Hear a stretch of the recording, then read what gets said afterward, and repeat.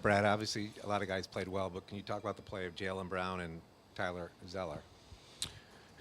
Yeah, I mean, I thought they both did a good job. Obviously, Jaylen scored the ball for us in that first group, and then Tyler came off and had 8 straight points. So, by the end of the what was it? By the end of the first quarter, they had 20 of our points, or maybe right at the start of the second. And so, that's a huge lift when you can get guys that don't always score it at that rate to give you that kind of boost. I thought our shooting and the way we shared the ball were really good, obviously, all night. The shooting will come and go, but hopefully we can keep sharing the ball like that. That was good.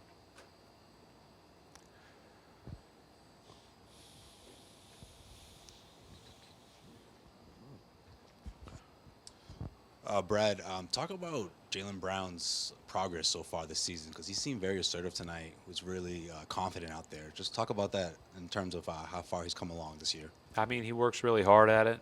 We talk all the time, and we've made mention that playing minutes is certainly a part of the development experience, but there's a lot more that goes into that. And he spends a lot of time studying.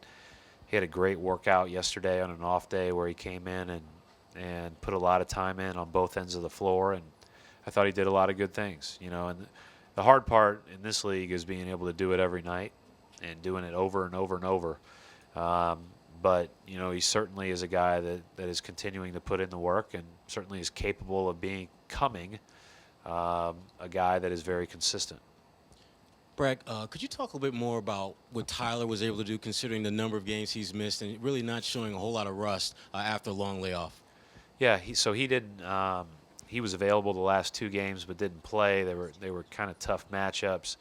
As you know, I probably should have played him some in the Washington game, but the Rockets game, you're very rarely playing more than 2 bigs, and so I thought that tonight was going to be a good night for him. He probably benefited a little bit from Al not playing, and took advantage of it. And their big bodies scared me coming into the game. Vucevic got going really early, and then I thought when Tyler came in, he made things harder on him, at least initially. Sometimes that happens too, where you can come in, you're fresh after 7 minutes or so, and the other guy is starting to wear down in his first stint. And I thought Tyler did a great job right out of the gate.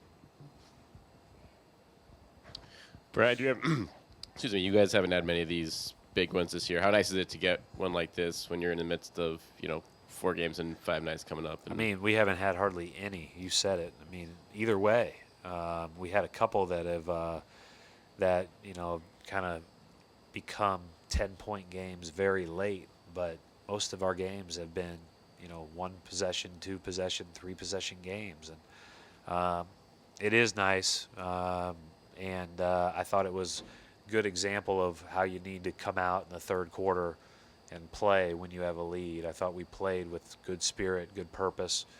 And then, I thought that third quarter allowed us to rest those guys in the fourth. And, we've got a lot of games this week, so hopefully that's a good thing.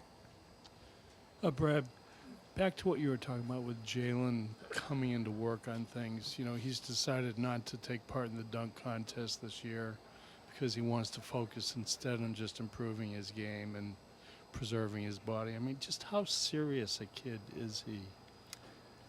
He's serious. I didn't even know about the dunk thing because, that invitation doesn't come through me or anybody that I talk to regularly, I guess. But I think it's, I understand it's an honor to be invited to things like that, but I understand also the desire to be able to get off your feet and work on your game or rest.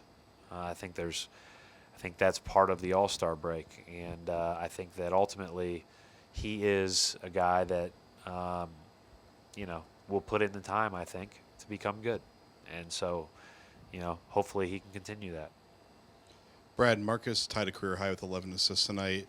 He's able to get into the lane, and he looks really comfortable and really keeps his head up and is looking for passing options. I mean, where have you really seen him really grow over the course of the season? Well, I don't know about, I think Marcus has really gotten a pretty good understanding of how to, the different passing reads out of the pick and roll over his first 2.5 years.